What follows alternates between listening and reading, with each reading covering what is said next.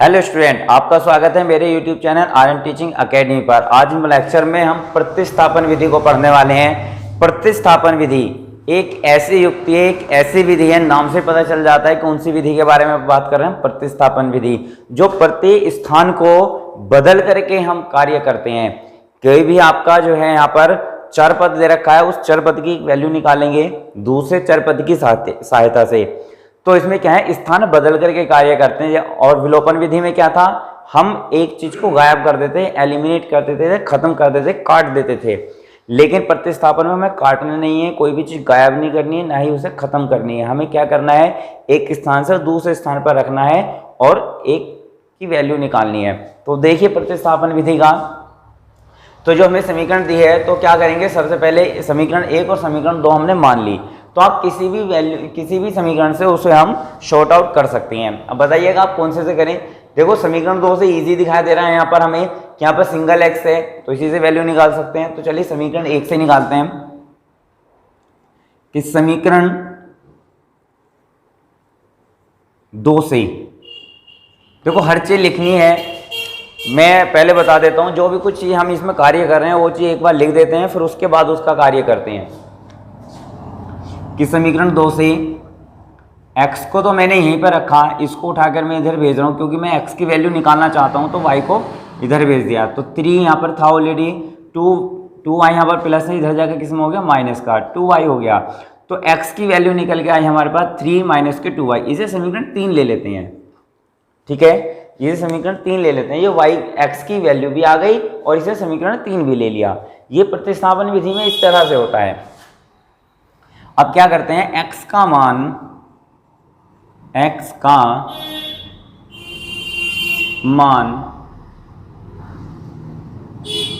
समीकरण, अब ये चीज ध्यान रखना, हमने समीकरण 2 से x की वैल्यू निकाली है तो समीकरण 2 में नहीं रखेंगे, हम रखेंगे समीकरण 1 में। जी समीकरण 2 से मैंने x की वैल्यू निकाली है तो हम अब वैल्यू निकालेंगे समीकरण 1 में रख करके। समीकरण x का मान समीकरण 1 में रखने पर, समीकरण 1 में रखने पर समीकरण 1 में रख देंगे। जहां पर भी x दिखाई दिया वहां पर रख देंगे 3 माइनस के 2y माइनस के 15y बराबर के 2। देखो 7 ब्रैकेट से बाहर है, अंदर मल्टीप्लाई करेंगे तो कितना आएगा, 7 या 21 माइनस के 7 की मल्टीप्लाई 2 के साथ करोगे, 7 दूनी 14y माइनस के, ब्रैकेट बंद हो गया तो 7 की मल्टीप्लाई बस यहाँ तक ही होगी, इससे 15 से नहीं होगी, क्योंकि जहाँ से ब्रैकेट शुरू है जहाँ पर ब्रैकेट खत्म है बस उतने में ही मल्टीप्लाई की जाती है। यदि उससे जो अक्षर बाहर होता है गुणा में, बराबर में 2। देखिए कितना आया आंसर, 21। अब ये देखिए 14y माइनस के थे और 15y भी माइनस के हैं, तो माइनस के कितने हो गए, 14 और 15y कितने हो गए, 29y बराबर के 2। इस 29y को उठा करके मैं इधर ले जाऊंगा तो कितना आएगा, 21, 2 इधर ले आया मैं माइनस के 2 और उधर आएगा प्लस के 29y सॉरी। तो 21 में से 2 गए, कितने बचेंगे, 19 बराबर 29y। y की वैल्यू निकालने चाहते हैं तो कितना होगा, 19/29 बराबर के y। कैसे हुआ ये देखिएगा, 29 किस चीज में है, गुणा में है, और इधर जाकर किस में हो जाएगा, भाग में हो जाएगा। आपका आंसर ये निकल के आ गया है। अदरवाइज आप इसे सीधा करके भी लिख सकते हैं, और से स्टूडेंट्स को सीधा लिखने की आवश्यकता होती है तो आवश्यक लिख सकते हैं y बराबर 19/29। ये लीजिएगा, वही चीज़ है जो यहाँ पर है, वही चीज़ नीचे है, ये लीजिएगा, बदल गया। अब क्या करते हैं, y का मान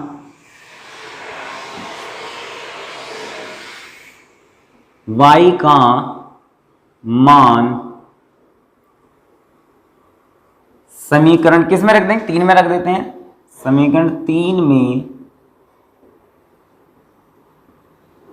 रखने पर, y का मान समीकरण 3 में रखने पर, y का मान क्या है, 19/29। तो किस में रखेंगे हम, समीकरण 3 में रख देंगे। जहां पर भी y है वहां पर वैल्यू रख देंगे हम y की। यही मान रखने का तरीका होता है कि x बराबर 3 माइनस 2, y के स्थान पर क्या रखेंगे 19/29।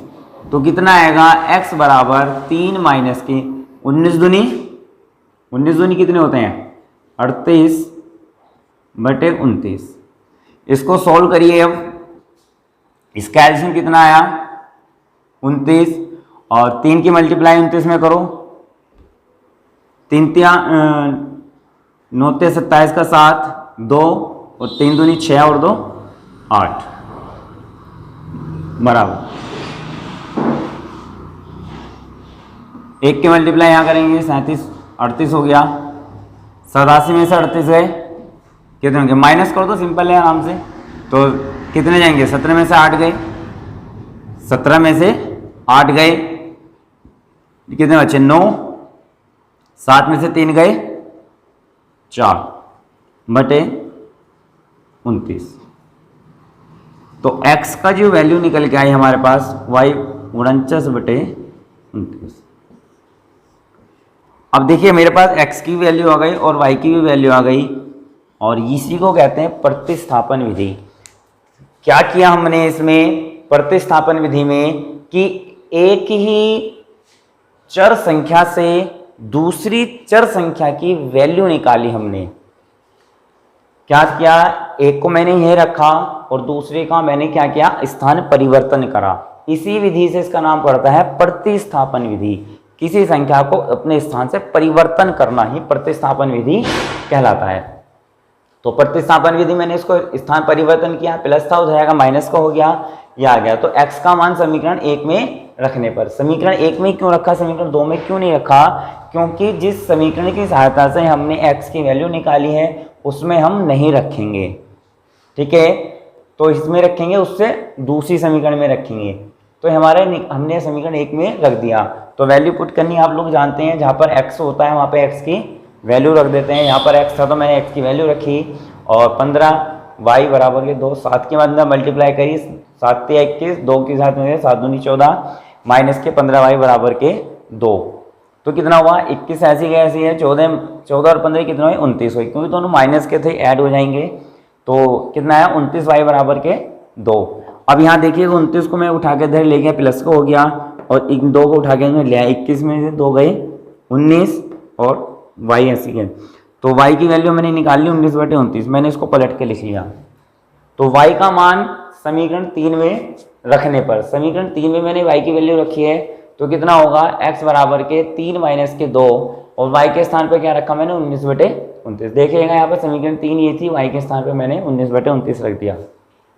तो x बराबर 3/1, जिसके बटे में कुछ नहीं होता उसके बटे में 1, और 19 दूनी 38 मल्टीप्लाई, और फिर आगे सिंपल है तो आप इसे एलसीएम विधि से आगे हल कर सकते हैं। एलसीएम हो गया हमारा, और यही प्रतिस्थापन विधि है।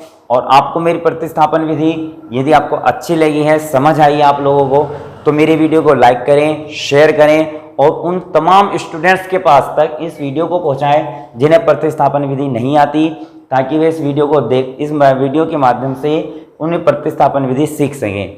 और बने रहिए मेरे यूट्यूब चैनल आनंद टीचिंग अकेडमी पर। Thank you.